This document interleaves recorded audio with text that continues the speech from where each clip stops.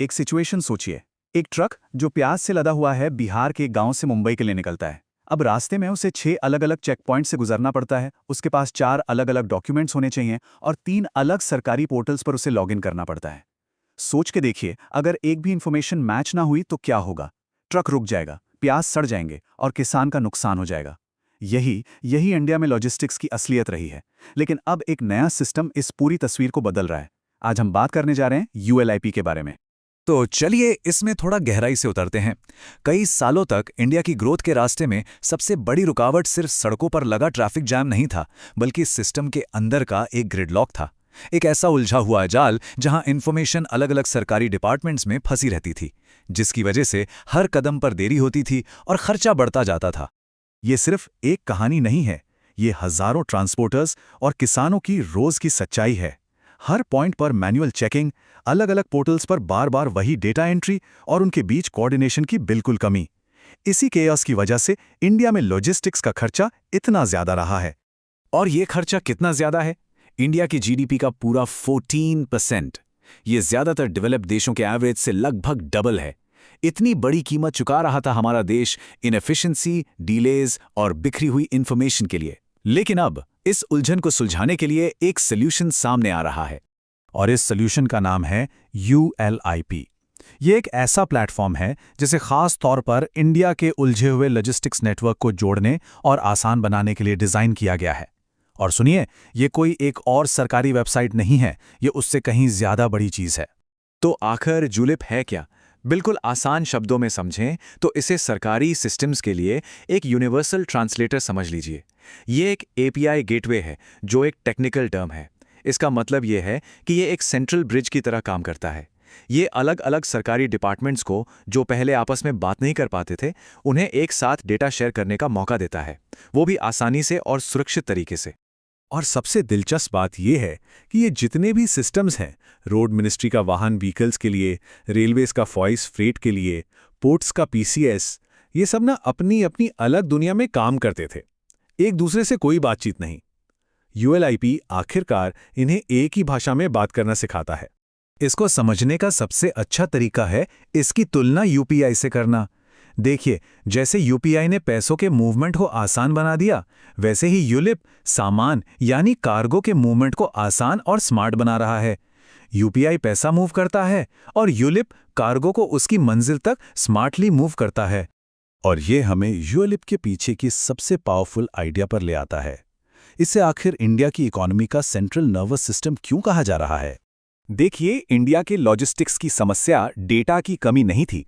हमारे पास सेंसर्स तो थे, जैसे फास्टैग टोल डेटा कलेक्ट कर रहा था, रेलवे का एफओआईएस रियल टाइम ट्रेन की जानकारी दे रहा था। प्रॉब्लम ये थी कि हमारे पास कोई सेंट्रल ब्रेन नहीं था जो इस सारे डेटा को प्रोसेस करके उसे समझ सके। सारी इन्फॉर्मेशन आ तो रही थी, लेकिन अलग-अलग डिस्कनेक्टेड बकेट्स में। और बस यहीं पर यूएलआईपी वो ब्रेन बन जाता है। जैसा कि इस स्लाइड में बिल्कुल साफ दिख रहा है, ये सभी अलग अलग सेंसर से इनपुट लेता है। सड़कों के लिए फास्टैग से, रेल के लिए एफओआईएस से, पोर्ट्स के लिए पीसीएस से और गाड़ी की पहचान के लिए वाहन से। अब ये सारा डेटा एक सेंट्रल पॉइंट यानी यूएलआईपी में जाता है, जो पूरी तस्वीर को एक साथ देख सकता है और पूरे सिस्टम को मैनेज कर सकता है। तो इसका असली फायदा किसे हो रहा है? प्राइवेट कंपनीज अब रियल टाइम में फैसले ले पा रही हैं। टाटा स्टील किसी ट्रांसपोर्टर को हफ्तों में नहीं, बल्कि मिनटों में वेरीफाई कर सकती है। एक लॉजिस्टिक्स कंपनी अपने पूरे फ्लीट की लाइव लोकेशन देख सकती है। सीधे शब्दों में कहें तो यूलिप डेटा को आम कर रहा है, यानी डेटा डेमोक्रेटाइज कर रहा है और पावरफुल इंफॉर्मेशन उन बिजनेसेस के हाथों में दे रहा है जो हमारी इकोनॉमी को आगे बढ़ाते हैं। लेकिन एक डिजिटल ब्रेन तो सिर्फ आधी कहानी है। यूलिप की असली ताकत तब सामने आती है जब ये डिजिटल इंटेलिजेंस जमीन पर मौजूद फिजिकल इंफ्रास्ट्रक्चर से मिलती हैं। चलिए देखते हैं ये अभी कैसे हो रहा है। पूरे भारत में पीएम गतिशक्ति प्लान के तहत बड़े पैमाने पर फिजिकल इंफ्रास्ट्रक्चर बनाया जा रहा है। डेडिकेटेड फ्रेट कॉरिडोर्स, नए एक्सप्रेसवेज, बड़े बड़े लॉजिस्टिक्स पार्क्स। और यूलिप इन सब का डिजिटल ट्विन बन रहा है। अब ये डिजिटल ट्विन क्या होता है? ये असल दुनिया की एक वर्चुअल कॉपी होती है। तो जैसे जैसे जमीन पर सड़कें और रेल लाइंस बन रही हैं, यूलिप एक डिजिटल ब्रेन की तरह काम कर रहा है, जो उन पर सामान के फ्लो को मैक्सिमम एफिशिएंसी के साथ मैनेज करता है। और इसका लक्ष्य बिल्कुल साफ है, लॉजिस्टिक्स की लागत को जीडीपी के 14% से घटाकर 2030 तक 9% से नीचे लाना। इसे इस तरह से सोचिए, नई सड़कें और रेलवे लाइन फिजिकल दूरी की लागत को कम करती हैं, लेकिन यूएलआईपी जैसा डेटा इंटेलिजेंस सिस्टम ट्रांजैक्शनल लागत को कम करता है, यानी पेपर वर्क, इंतजार और अनिश्चितता की लागत। और उस टारगेट तक पहुंचने के लिए दोनों ही जरूरी हैं। अब इसे नेशनल पॉलिसी से जमीन पर लाते हैं, एक ऐसे एरिया में जहां इसका सबसे बड़ा इंसानी असर हो सकता है, खेती, और खास तौर पर खेती से होने वाला एक्सपोर्ट। किसानों और एक्सपोर्टर्स के लिए यूएलआईपी 3 बहुत बड़ी समस्याओं को हल करने में मदद करता है। पहला, ट्रेसिबिलिटी, मतलब इंटरनेशनल बायर्स अब भरोसा कर सकते हैं कि उनका शिपमेंट कहां है और कब पहुंचेगा। दूसरा, कोल्ड चेन इंटेग्रिटी, इससे टेम्परेचर कंट्रोल सप्लाई चेन पर नजर रखी जा सकती है, जिससे फल और सब्जियों की बर्बादी कम होती है। और तीसरा, यूनिफाइड डॉक्यूमेंट्स, जिसकी वजह से कागजी गलती से होने वाली महंगी देरी से बचा जा सकता है। ये एक बहुत ही पावरफुल आइडिया है। सोच के देखिए, बिहार के किशनगंज की लीची या नासिक के अंगूर अब सच में दुनिया में कहीं भी बेचे जा सकते हैं। लेकिन ये ग्लोबल मार्केट तभी खुलता है जब ये लॉजिस्टिक्स नर्वस सिस्टम यानी यूएलआईपी सच में देश के हर खेत और हर गांव तक पहुंच पाए।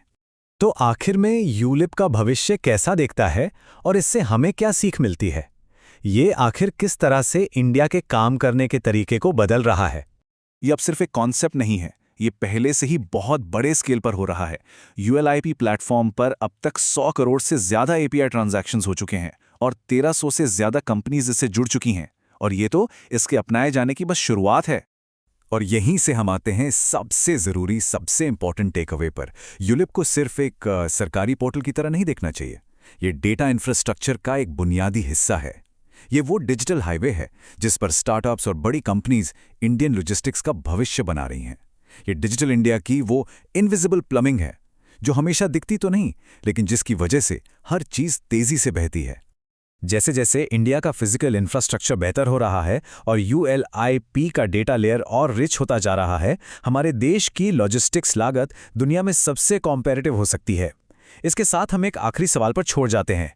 हमारे अपने शहरों या राज्यों में सबसे बड़ी लॉजिस्टिक्स चुनौतियां क्या हैं और इस तरह का सिस्टम उन्हें सुलझाने में कैसे मदद कर